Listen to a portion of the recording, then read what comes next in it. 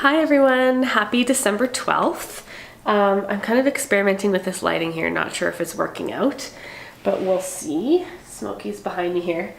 It's occurred to me that sometimes you guys can see the Christmas tree shake behind me. That's obviously Pearl and Smokey getting up on their hind legs and scratching it. It's a fake tree, so I'm not sure why they're drawn to it so much, probably because of all the lights and the ornaments, but there you go. Let's start with the chocolate calendar today. We're pretty much at our halfway point because there's 24 boxes in my chocolate advent calendar, and there's 25 stories in the short story advent calendar. So yeah, the time has absolutely flown by. I don't know if you guys feel that way, but I certainly have, even though I'm struggling with the plague at the moment. Okay, so number 12. Where do we have this here?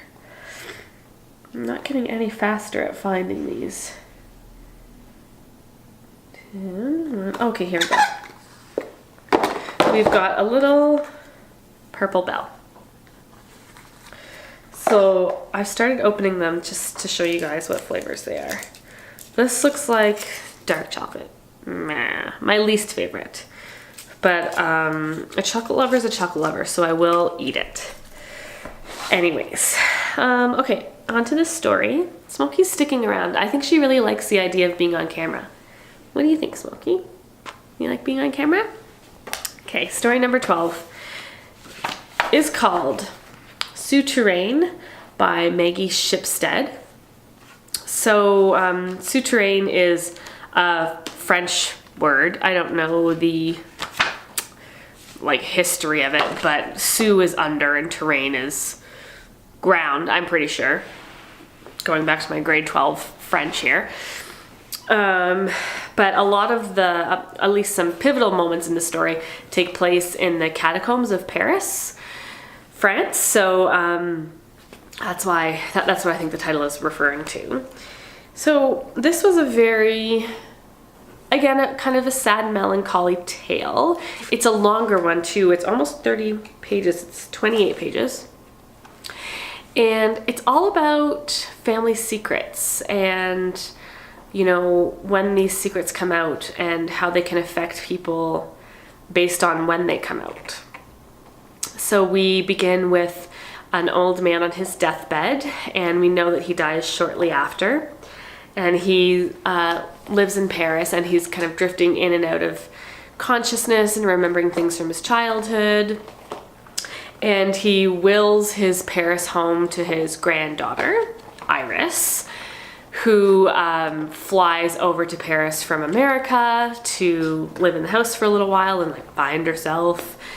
And while she's there, she's reacquainted with her grandfather's housekeeper and the housekeeper's adult son, who she has always had a crush on. And basically, it's about, it doesn't really focus on any one character equally. It's stories of the grandfather in his past, stories of the granddaughter, stories of the housekeeper and her son, and how they kind of interweave with each other.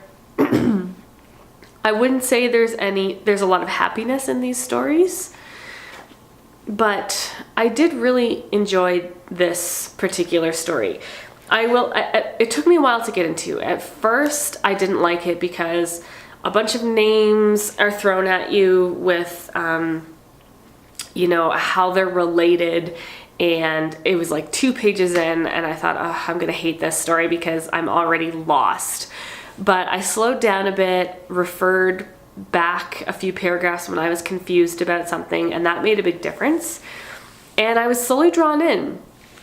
There's a lot of mystery and intrigue and historical flashbacks. So we learn about kind of the history of the catacombs in Paris, which is basically just underground.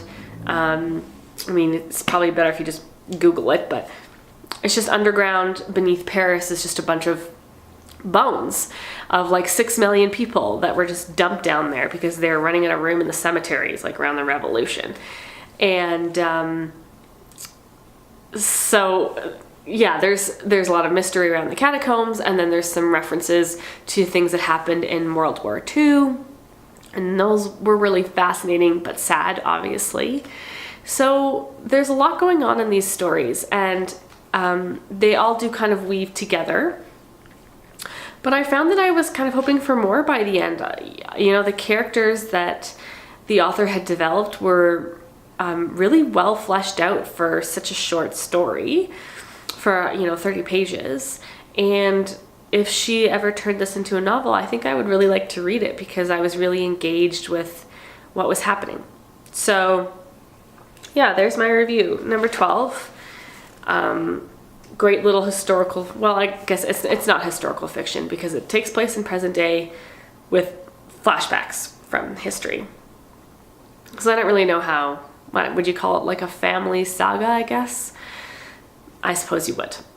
So again, this has gotten me really excited for what's coming up next, what day 13 through to 25 has to offer, because I feel like I've already read so many different kinds of stories and talked about such different kinds of writing. So I'm really excited about what's coming up, and I hope you guys are too. I don't think Smokey's hiding behind the presents there, so she can't say goodbye. So I'll say goodbye for Smokey and Pearl and myself, and I'll speak with you tomorrow on December 13th. Bye!